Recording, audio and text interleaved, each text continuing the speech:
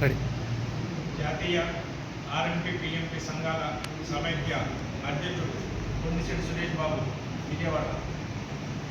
గత 24 ఎన్నికల్లో కూటమి నాయకులకు మాటలు నమ్మి గ్రామీణ వైద్యులు సమస్యలు పరిష్కరిస్తున్న మాట మీద ప్రతి గ్రామీణ వైద్యులు కూటమి నాయకులకు, కూటమి నాయకుల గెలుపుకు, కూటమి ప్రభుత్వం ఏర్పడడానికి ముఖ్య కారణంగా పనిచేశారు. కూటమి ప్రభుత్వం ఏర్పడడానికి గ్రామీణ వైద్యులు కూడా సహాయ సహకారాలు అందించడం జరిగింది.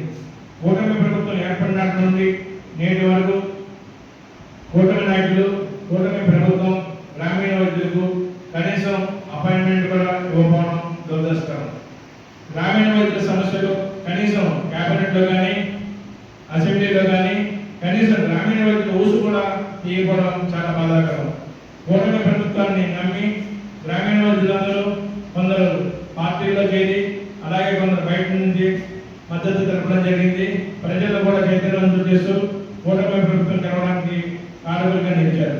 అయితే అసెంబ్లీ సమావేశాలు జరుగుతున్న ఈ తరుణంలో ఎమ్మెల్యేలు కానీ, ఎమ్మెల్సీలు కానీ, మంత్రివర్గులు కానీ కనీసం గ్రామీణ వైద్యుల సమస్యలు ప్రశ్నించబడడం చాలా బాధాకరం. మేము వాళ్ళందరినీ కోరుతున్నది ఒకటే, కూటమి ప్రభుత్వ నాయకులను, మంత్రివర్గులను, అలాగే ఎమ్మెల్సీలను, తదితర అధికారులను కానీ, నాయకులు కానీ అసెంబ్లీ సమావేశాల్లో గ్రామీణ వైద్యుల సమస్యలు శాశ్వత పరిష్కారానికి కృషి చేయవలసిందిగా వాళ్ళందరినీ మేము విరమించుకున్నాము.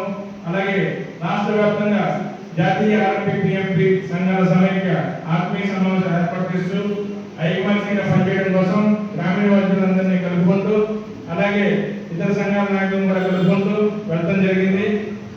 ఇంకా ముందు కూడా ఐకమత్యంగా కలిసి పనిచేయడానికి అన్ని సంఘాల నాయకులు రావాలని కోరుకుంటూ, అసెంబ్లీ సమావేశాల్లో గ్రామీణ వైద్య సమస్యలు కనీసం పరిష్కారానికైనా ప్రశ్నించవలసిందిగా అటు ఆరోగ్య శాఖ మంత్రి వాళ్ళు కానీ, డిప్యూటీ సీఎం గారు కానీ, ముఖ్యమంత్రి వాళ్ళు కానీ, లోకేష్ గారు కానీ కనీసం ఆ సమస్యని అసెంబ్లీలో చర్చించి ఈసారి అసెంబ్లీ సెషన్స్ అయ్యేలోపు ఆ సమస్యకి ఒక పరిష్కారం చూపాల్సిందిగా కోరుకుంటూ, మేము ఐకమత్యంగా అన్ని సంఘాలతో కలిసి పనిచేస్తున్నాం.